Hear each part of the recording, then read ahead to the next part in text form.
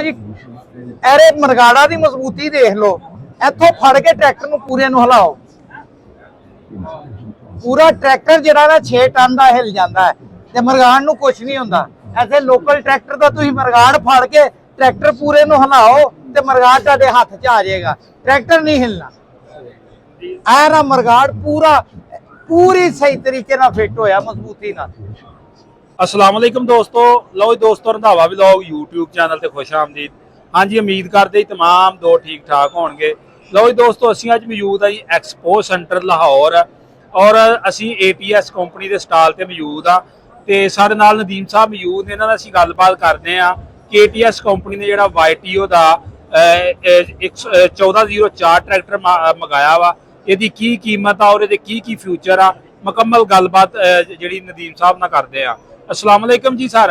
वालेकुम सलाम जी सर, की हाल जे? शुक्र है अल्लाह दा। अच्छा सर, सब तो पहले ते ट्रैक्टर दा थोड़ा जिहा तारफ करवाओ भी किन्ने हार्स पावर आ ते इहदे फ्यूचर वगैरह की ने? जी आ मॉडल हैगा EX 1404, आ 140 हार्स पावर है।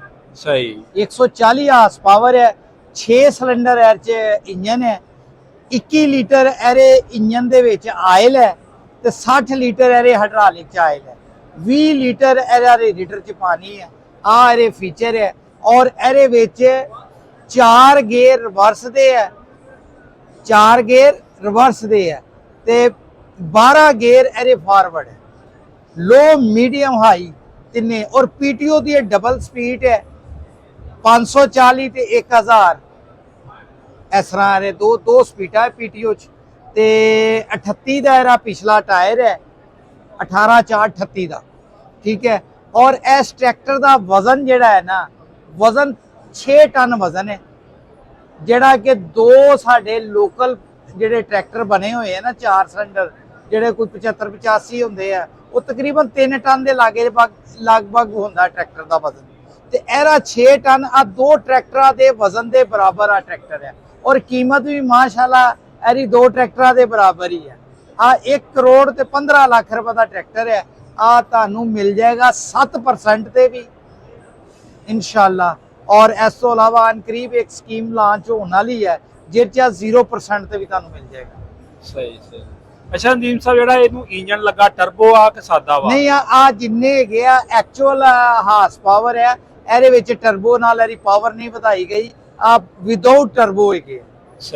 विदाउट टर्बो 6 सिलेंडर इंजन है, 140 हार्स पावर। सही सही। क्योंकि साडे इत्थे ना डस्टी इन्वायरमेंट है, पूरी वजह नाल जेड़ा ना एयर क्लीनर दी प्रॉपर आ जेड़े एयर क्लीनर होंदे ना, ए जिस टाइम इंग्लैंड तो आंदे सी ना, इन्हां दे उत्ते स्लिप लगी होंदी सी डेली सर्विस। सही। साडे इत्थे डेली सर्विस करन दा रिवाज ही कोई नहीं, अही लोग ते डेली मुंह भी नहीं धोने। सही सही। कहंदे चलो अज दी दिहाड़ी साबन दी बचत हो जाए। सही सही। एयर क्लीनर किन्ने धोना रोजाना? ना नदीम साहब, एयर क्लीनर दी ना सानू तेल बदलन दी आदत आ, ना तेल चेक इंजन भावें करवा लेना वा। इंजन करवा लेना। मेरे को एक बंदा सी ते ओ ना इंजन जेड़ा है ना, उन्हें हर 8 महीने साल बाद इंजन खराब कर लेना।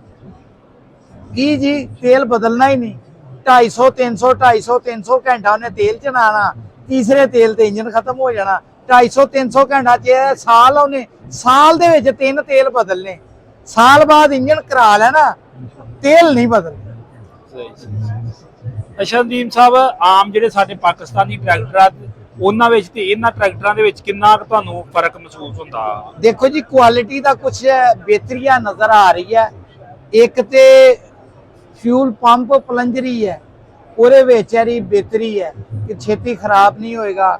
ਡਬਲ ਐਰਾ ਹੈਗਾ ਡੀਜ਼ਲ ਫਿਲਟਰ, ਪ੍ਰਾਇਮਰੀ ਔਰ ਸੈਕੰਡਰੀ, 2 ਆਇਲ ਕੂਲਰ ਲੱਗੇ ਆ।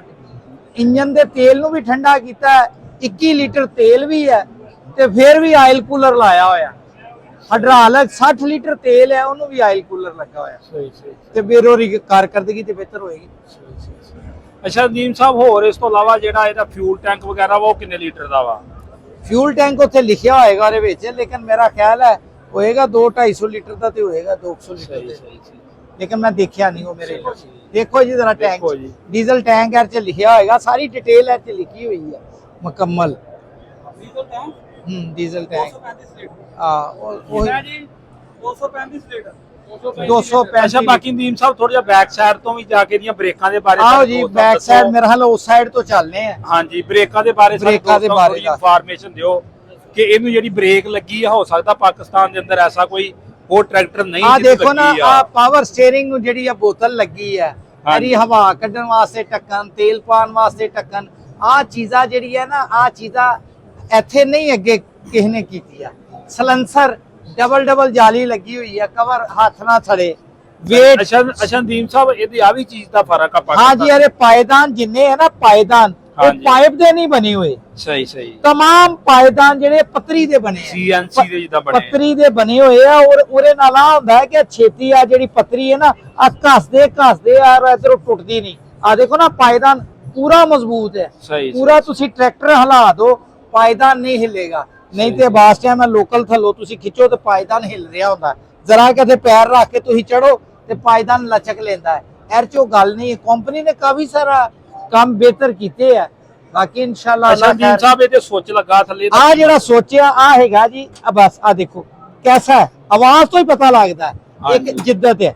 ਆ ਮੇਨ ਸੋਚ ਲੱਗਾ ਹੋਇਆ, ਬੈਟਰੀ ਨੂੰ ਵੀ ਕਵਰ ਲਾਇਆ ਹੋਇਆ, ਆ ਪਲਾਸਟਿਕ ਦਾ ਕਵਰ ਹੈ, ਉਹਦੇ ਤੇ ਵੀ ਵਾਈਟ ਯੂ ਲਿਖਿਆ। ਸਹੀ ਯਾਨੀ ਕਿ ਨਦੀਮ ਸਾਹਿਬ ਅਸੀਂ ਇਹ ਗੱਲ ਕਹਿ ਸਕਦੇ ਕਿ ਇਹ ਅਸਲ ਔਰ ओरिजिनल ਵਾਈਟ ਔਰ ਦੇਖੋ ਜਿਸ ਤਰ੍ਹਾਂ ਮੈਂ ਤੁਹਾਨੂੰ ਦੱਸਣਾ ਨਾ ਆਪਣੀ ਵਰਕਸ਼ਾਪ 'ਚ ਚੀਜ਼ਾਂ ਨੂੰ ਕੱਲੀਆਂ ਨੂੰ ਪੇਂਟ ਕਰਕੇ ਫਿਰ ਜੋੜਿਆ ਜਾਇਆ। ਆ ਦੇਖੋ ਕਾਬਲੇ ਲੱਗੇ ਹੋਏ ਆ ਗਲੋਨਾਈਜ਼ਿੰਗ, ਆ ਕਾਬਲੇ ਗਲੋਨਾਈਜ਼ਿੰਗ ਹੈ, ਆ ਕਾਬਲੇ ਗਲੋਨਾਈਜ਼ਿੰਗ ਹੈ, ਆ ਕਾਬਲੇ ਗਲੋਨਾਈਜ਼ਿੰਗ ਹੈ। ਇਹਦਾ ਮਤਲਬ ਹੈ ਕਿ ਆ ਪੁਰਜ਼ੇ ਨੂੰ ਪਹਿਲੇ ਪੇਂਟ ਕੀਤਾ ਗਿਆ ਫਿਰ ਉਸ ਤੋਂ ਬਾਅਦ ਫਿੱਟ ਕੀਤਾ ਗਿਆ।